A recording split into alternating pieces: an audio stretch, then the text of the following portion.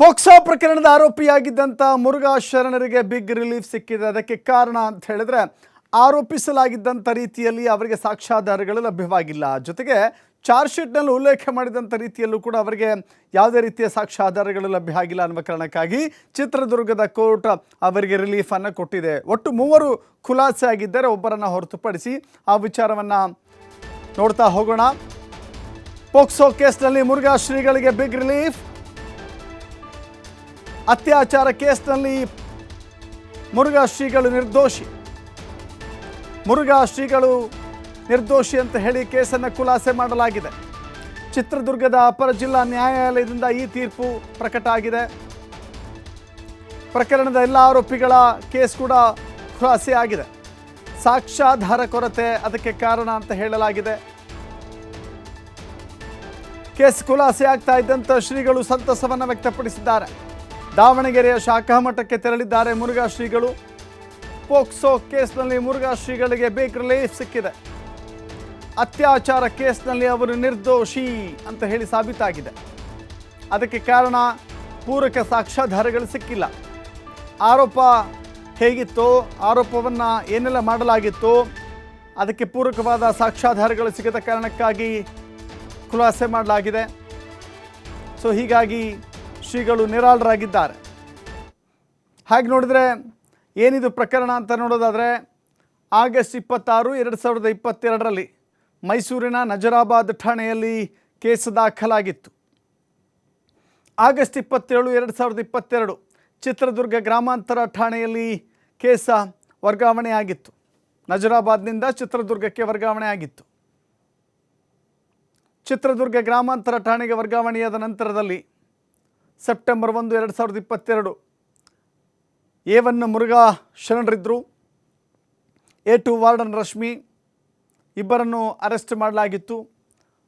October 13, 2022 ಅಡುಗೆ ಸಹಾಯಕಿಯಿಂದ ಮತ್ತೊಂದು ಕೇಸನ್ನು ದಾಖಲು ಮಾಡಲಾಯಿತು. ಅಕ್ಟೋಬರ್ 13, 2022 ಮುರುಘಾ ಶ್ರೀಗಳ ಜೊತೆಗೆ ವಾರ್ಡನ್ ರಶ್ಮಿ ಮತ್ತು ಬಸವಾದಿತ್ಯ, ಪರಮಶಿವಯ್ಯ, ವಕೀಲ ಗಂಗಾಧರಯ್ಯ, ಮಹಾಲಿಂಗ, ಕರಿಬಸಪ್ಪ ವಿರುದ್ಧವೂ ಕೂಡ ಪ್ರಕರಣ ದಾಖಲಾಗಿತ್ತು. ಅಕ್ಟೋಬರ್ 27, 2022 ಮೊದಲ ಕೇಸಿನಲ್ಲಿ ಮೊದಲ ಕೇಸಿನ 694 ಪುಟಗಳ ಚಾರ್ಜ್ ಶೀಟ್ ಸಲ್ಲಿಕೆ ಆಯಿತು. ಜನವರಿ 10, 2023ರಲ್ಲಿ ಎರಡನೇ ಪೋಕ್ಸೋ ಪ್ರಕರಣದಲ್ಲಿ 761 ಪುಟಗಳ ಚಾರ್ಜ್ ಶೀಟ್ ಸಲ್ಲಿಕೆ ಆಯಿತು. ಇನ್ನು ನವೆಂಬರ್ 8, 2023 ಹೈಕೋರ್ಟ್ನಿಂದ ಮುರುಘಾ ಶ್ರೀಗಳಿಗೆ ಷರತ್ತುಬದ್ಧ ಜಾಮೀನನ್ನು ನೀಡಲಾಯಿತು. ನವೆಂಬರ್ 16, 2023 ಜಿಲ್ಲಾ ಕಾರಾಗೃಹದಿಂದ ಅವರನ್ನು ಬಿಡುಗಡೆ ಮಾಡಲಾಗಿತ್ತು. ಇನ್ನು ನವೆಂಬರ್ 20, 2023 ಎರಡನೇ ಪೋಕ್ಸೋ ಕೇಸಿನಲ್ಲಿ ಜಾಮೀನು ಪಡೆಯದ ಕಾರಣಕ್ಕಾಗಿ ಮತ್ತೆ ಅರೆಸ್ಟ್ ಮಾಡಲಾಯಿತು. ನವೆಂಬರ್ 20, 2023 ಸಂಜೆ ವೇಳೆಗೆ ಜಾಮೀನಿನ ಮೇಲೆ ಬಿಡುಗಡೆ ಮಾಡಲಾಯಿತು. ಆನಂತರದಲ್ಲಿ ಮುರುಘಾ ಶ್ರೀಗಳಿಗೆ ನ್ಯಾಯಾಂಗ ಬಂಧನವನ್ನು ನೀಡಲಾಯಿತು. ಅಕ್ಟೋಬರ್ 7, 2024 ಮತ್ತೆ ಜಾಮೀನಿನ ಮೇಲೆ ಮುರುಘಾ ಶ್ರೀಗಳು ಬಿಡುಗಡೆಯಾಗಿದ್ದರು. ಪ್ರಕರಣದ ಟ್ರಯಲ್ ಆರಂಭ ಆಗಿತ್ತು. ವಾದ ಪ್ರತಿವಾದ ನಡೀತಾ ಇತ್ತು. ಮುರುಘಾ ಸ್ವಾಮಿಗಳ ಪರವಾಗಿ ವಾದವನ್ನು ಮಂಡಿಸಿದರೆ ಸರ್ಕಾರಿ ವಕೀಲರು ಅದರ ಪ್ರತಿವಾದವನ್ನು ಹಾಕಿಕೊಂಡಿದ್ದರು. ಒಂದು ಸುದೀರ್ಘ ವಾದ ಮತ್ತು ಪ್ರತಿವಾದವನ್ನು ಆಲಿಸಿದ ಕೋರ್ಟ್ ಇವತ್ತು ಒಂದು ಮಹತ್ತರ ತೀರ್ಪನ್ನು ಕೊಟ್ಟಿದೆ. ಸೊ ಹೀಗಾಗಿ ಪ್ರಕರಣದ ತೀರ್ಪನ್ನು ಯಾವ ರೀತಿ ಬರುತ್ತೆ ಅಂತ ಹೇಳಿ ಬಹಳ ದೊಡ್ಡ ಮಟ್ಟದಲ್ಲಿ ಕುತೂಹಲವನ್ನು ಕೆರಳಿಸಿತ್ತು. ಬಟ್ ಮುರುಘಾ ಶ್ರೀಗಳಿಗೆ ಒಂದು ಸಂತಸದ ರೀತಿಯಲ್ಲಿ, ನಿರಾಳರಾಗುವ ರೀತಿಯಲ್ಲಿ ಈ ಪ್ರಕರಣದ ತೀರ್ಪು ಪ್ರಕಟವಾಗಿದೆ. ಮುರುಘಾ ಶ್ರೀಗಳು ಪೋಕ್ಸೋ ಪ್ರಕರಣದಲ್ಲಿ ನಿರ್ದೋಷಿ ಅಂತ ಈಗ ಕೋರ್ಟ್ ಆದೇಶ ಹೊರಡಿಸಿದೆ. ಅಲ್ಲಾಗಿರುವ ಬೆಳವಣಿಗೆಗಳು ಮತ್ತು ಅನೇಕ ಬದಲಾವಣೆಗಳನ್ನು ಕೂಡ ನಾವು ನೋಡ್ತಾ ಇದ್ವಿ. ಚಿತ್ರದುರ್ಗದ ಮಠದಲ್ಲಿ ಆಗಿರುವಂಥ ಬದಲಾವಣೆಗಳು, ಆ ಮಠದ ಆಡಳಿತ, ಮಠದ ವತಿಯಿಂದ ನಡೆಸಲಾಗುವಂಥ ಶಾಲಾ ಕಾಲೇಜುಗಳು, ಆಡಳಿತ ಮಂಡಳಿಗಳು, ಹೀಗೆ ಅನೇಕ ವ್ಯತ್ಯಾಸಗಳನ್ನು ನಾವು ಗಮನಿಸಿದ್ವಿ. ಈ ಪ್ರಕರಣದ ಕಾರಣಕ್ಕಾಗಿ ಎಲ್ಲಿಯೂ ಆಚೆ ಬರದ ರೀತಿಯಲ್ಲಿ ಮುರುಘಾ ಸ್ವಾಮೀಜಿಗಳಿದ್ದರು. ಇದೀಗ ಶಾಖಾ ಮಠಕ್ಕೆ ಭೇಟಿ ಕೊಟ್ಟಿದ್ದಾರೆ. ಮತ್ತಷ್ಟು ಮಾಹಿತಿ ನಮ್ಮ ಪ್ರತಿನಿಧಿ ಸಂತೋಷ್ ನೀಡ್ತಾರೆ. ಸಂತೋಷ, ಮುರುಘಾ ಶ್ರೀಗಳ ವಿಚಾರದಲ್ಲಿ ಏನೆಲ್ಲ ಟ್ರಯಲ್ ನೋಡೋದಾದ್ರೆ, ಯಾಕಂತ ಹೇಳಿದ್ರೆ ವಾದ ಪ್ರತಿವಾದ ಬಹಳ ಕೂಲಂಕುಷವಾಗಿ ನಡೆದಿದೆ. ಆ ಕೂಲಂಕುಷವಾದಂಥ ವಾದ ಪ್ರತಿವಾದದಲ್ಲಿ ಯಾಕೆ ಸಾಕ್ಷ್ಯಾಧಾರಗಳು ಕೊರತೆ ಹೇಗೆ ಉದ್ಭವಿಸ್ತು ಅನ್ನೋದಲ್ಲಿ, ಯಾಕಂತ ಹೇಳಿದ್ರೆ ಪ್ರಕರಣಗಳು ಒಂದಾದ್ರ ಮೇಲೆ ಒಂದಂತೆ ದಾಖಲಾಯ್ತಾ ಹೋಯಿತು. ಜೊತೆಗೆ ಮೈಸೂರಿನ ನಜರಾಬಾದ್ನಲ್ಲಿ ಯಾಕಂದರೆ ಪ್ರಭಾವಿ ಇದ್ದಾರೆ ಅನ್ನುವ ಕಾರಣಕ್ಕಾಗಿ ಚಿತ್ರದುರ್ಗದಲ್ಲಿ ದಾಖಲು ಮಾಡದೆ ಮೈಸೂರಿನಲ್ಲಿ ಒಂದು ಸಂಘ ಸಂಸ್ಥೆಯ ನೆರವಿನೊಂದಿಗೆ ಪ್ರಕರಣವನ್ನು ದಾಖಲು ಮಾಡಲಾಗಿತ್ತು. ಅನಂತರದಲ್ಲಿ ಸುದೀರ್ಘ ವಿಚಾರಣೆ ಆಯಿತು, ತನಿಖೆ ಆಯಿತು, ಚಾರ್ಜ್ ಶೀಟ್ ಆಯಿತು, ಈಗ ವಾದ ಪ್ರತಿವಾದ ಆಯಿತು. ಏನು ಮೇಜರ್ ಹೈಲೈಟ್ಸ್ ಏನು ಕಾಣಿಸ್ತಾ ಇದೆ ಸಂತೋಷ್? ಅದು ಸರ್, ಪ್ರಮುಖವಾಗಿ ಏನಂತ ಹೇಳಿದ್ರೆ ಈ ಪ್ರಕರಣ ಮೈಸೂರಿನ ಒಡನಾಡಿ ಸಂಸ್ಥೆ ಏನಿದೆ, ಈ ಮಕ್ಕಳ ಪೋಷಕರು ಅಲ್ಲಿಗೆ ಹೋಗಿ ಅವರನ್ನು ಭೇಟಿಯನ್ನು ಮಾಡಿ ಮುರುಘಾ ಮಠದ ವಿರುದ್ಧ ಅವರ ಪೀಠಾಧಿಪತಿಗಳ ವಿರುದ್ಧ ದೂರನ್ನು ಕೊಡಬೇಕಾದ್ರೆ ಒಬ್ಬರು ಯಾರಾದರೂ ಬೆನ್ನಿಗೆ ಬೇಕಾಗುತ್ತೆ. ಯಾಕಂತ ಹೇಳಿದ್ರೆ ದೊಡ್ಡ ಮಟ್ಟದ ಪ್ರಭಾವವನ್ನು ಉಳ್ಳಂಥವ್ರು. ಸೊ ಅಂಥವರ ವಿರುದ್ಧ ದೂರನ್ನು ಕೊಡಬೇಕು ಅಂತ ಹೇಳಿದ್ರೆ ಅಷ್ಟು ಸುಲಭ ಆಗಿಲ್ಲ. ಮತ್ತು ಯಾವುದೇ ಪೊಲೀಸ್ ಠಾಣೆಗಳಲ್ಲೂ ಇವ್ರು ಹೋಗಿ ಆ ರೀತಿಯಾಗಿ ದೂರುಗಳನ್ನು ಕೊಟ್ಟಾಗ ಯಾರು ಕೂಡ ನೇರವಾಗಿ ದೂರನ್ನು ಸ್ವೀಕಾರವನ್ನು ಮಾಡೋದಿಲ್ಲ ಅಂತ ಹೇಳಿ ಇವರು ಒಡನಾಡಿ ಸಂಸ್ಥೆಯ ಆಶ್ರಯವನ್ನು ಕೂಡ ಪಡ್ಕೊಳ್ತಾರೆ. ಅವರ ಮುಖಾಂತರ ಅಲ್ಲಿನ ಮೈಸೂರಿನ ನಜರಾಬಾದ್ ಪೊಲೀಸ್ ಸ್ಟೇಷನ್ಗೆ ದೂರನ್ನು ಕೊಡುವಂಥದ್ದು. 2022 ಆಗಸ್ಟ್ನಲ್ಲಿ, ಮೊದಲು ಆಗಸ್ಟ್ 26ನೇ ತಾರೀಕು ಅಲ್ಲಿ ದೂರನ್ನು ಕೊಡ್ತಾರೆ. ಆ ದೂರನ್ನು ಘಟನಾ ಕೃತ್ಯ ಎಲ್ಲಿ ನಡೆದಿರುತ್ತೆ ಆ ಸ್ಥಳವನ್ನು ಆಧಾರವಾಗಿ ಇಟ್ಕೊಂಡು ಆ ಪೊಲೀಸ್ ಠಾಣಾ ವ್ಯಾಪ್ತಿಗೆ ಪ್ರಕರಣವನ್ನು ವರ್ಗಾವಣೆಯನ್ನು ಮಾಡಬೇಕಾಗುತ್ತೆ. ಈ ಕಾರಣಕ್ಕಾಗಿ ನಜರಾಬಾದ್ ಪೊಲೀಸ್ ಸ್ಟೇಷನ್ನಿಂದ ಚಿತ್ರದುರ್ಗದ ಗ್ರಾಮಾಂತರ ಪೊಲೀಸ್ ಠಾಣೆಗೆ ಪ್ರಕರಣವನ್ನು ವರ್ಗಾವಣೆ ಮಾಡಲಾಗುತ್ತೆ. ಅಲ್ಲಿ ಪ್ರಕರಣದ FIR ಅನ್ನು ಮಾಡಿಕೊಂಡ ನಂತರ ಅಲ್ಲಿ ತನಿಖೆಯನ್ನು ಮಾಡ್ತಾ ಹೋಗ್ತಾರೆ. ಸೆಪ್ಟೆಂಬರ್ 1, 2022ರಲ್ಲಿ ಆ ಪ್ರಕರಣದ A1 ಆರೋಪಿಯಾಗಿದ್ದ ಮುರುಘಾಶ್ರೀ ಅವರಿರ್ಬೋದು, A2 ರಶ್ಮಿ ವಾರ್ಡನ್ ಏನಿದ್ರು ಅವರಿರ್ಬೋದು, ಹೀಗೆ ಬೇರೆ ಬೇರೆಯವರ ಕೆಲವ್ರನ್ನ ಬಂಧನವನ್ನು ಮಾಡ್ತಾ ಹೋಗಲಾಗುತ್ತೆ. ಅವ್ರನ್ನ ಬಂಧನ ಮಾಡಿ ವಿಚಾರಣೆಯನ್ನು ಮಾಡಿದಾಗ ಮುರುಘಾಶ್ರೀ ಮತ್ತು ರಶ್ಮಿ ಅವರನ್ನು ಜೈಲು ಕೂಡ ಬಿಡಲಾಗುತ್ತೆ. ಏನು ಇದೇ ರೀತಿಯಲ್ಲಿ ಅಕ್ಟೋಬರ್ 13, 2022ರಲ್ಲಿ ಮತ್ತೊಂದು ಕೂಡ ಪ್ರಕರಣ ದಾಖಲಾಗುತ್ತೆ. ಆ ಪ್ರಕರಣದಲ್ಲೂ ಕೂಡ ಇನ್ನೂ ಉಳಿದಂತೆ ಏನು ಅಡುಗೆ ಸಹಾಯವನ್ನು ಕೆಲಸವನ್ನು ಮಾಡಿಕೊಂಡಿದ್ದಾಕೆ ಏನಿದ್ದು ಆಕೆಯನ್ನು ಕೂಡ ಬಂಧನ ಮಾಡುವಂಥದ್ದು. ಬಸವಾದಿತ್ಯ ಇರ್ಬೋದು, ಪರಮಶಿವ ಇರ್ಬೋದು, ವಕೀಲರಾದ ಗಂಗಲ ಸಂಸ್ಥೆಯ ನಿರ್ದೇಶಕರು ನನ್ನೊಟ್ಟಿಗಿದ್ದಾರೆ. ಪರಶು ಅವ್ರನ್ನ ನಾನು ಮಾತನಾಡಿಸ್ತಾ ಹೋಗ್ತೇನೆ. ಸರ್, ಸಾಕಷ್ಟು ಹೋರಾಟ ಮಾಡಿದರೆ ಮಕ್ಕಳು ಲೈಂಗಿಕ ಕಿರುಕುಳಕ್ಕೆ ಒಳಗಾಗಿದ್ದಾರೆ, ಮಾನಸಿಕವಾಗಿ ನೊಂದಿದ್ದಾರೆ, ದೈಹಿಕವಾಗಿ ನೊಂದಿದ್ದಾರೆ, ಅವ್ರು ಧ್ವನಿ ಆಗಬೇಕು. ಆ ಧ್ವನಿ ಆಗ್ತಕ್ಕಂಥದ್ದೇ ನಮ್ಮ ಸಂಸ್ಥೆಯ ಉದ್ದೇಶ ಅನ್ನೋ ನಿಟ್ಟಿನಲ್ಲಿ ಹೋರಾಟ ಮಾಡಿದ್ರಿ. ಎಲ್ಲಿ ಫೇಲ್ ಆಯಿತು ಸರ್? ಇಲ್ಲಿ ಫೇಲು ಪಾಸ್ ಅಂತ ಅನ್ನೋದಕ್ಕಿಂತ ಹೆಚ್ಚಾಗಿ ನಿರ್ದೋಷಿ ಅಂತ ಬಂದಿದೆ. ಒಬ್ಬ ಪೌರಪ್ರಜ್ಞೆಯ ನಾಗರಿಕನಾಗಿ ನಾನು ಅದನ್ನು ಗೌರವಿಸಬೇಕು. ಅದನ್ನು ನಾನು ಗೌರವಿಸ್ತೇನೆ. ಅದೇ ರೀತಿಯಾಗಿ ನ್ಯಾಯಾಲಯದಲ್ಲಿ ಆರ್ಗ್ಯುಮೆಂಟ್ ನಡೆದಿದೆ, ಪರ ವಿರೋಧ ಎರಡೂ ನಡೆದಿದೆ. ಈ ನಿಟ್ಟಿನಲ್ಲಿ ಅಲ್ಲೆಲ್ಲೋ ಆತ್ಮವಂಚನೆ ನಡೆದುಬಿಟ್ಟಿದೆ ಅಂತ ಹೇಳಲಿಕ್ಕೆ ಇಷ್ಟಪಡೋಲ್ಲ. ಯಾಕೆಂತ ಹೇಳಿದರೆ ಎಲ್ಲರೂ ಜ್ಞಾನವಂತರೇ.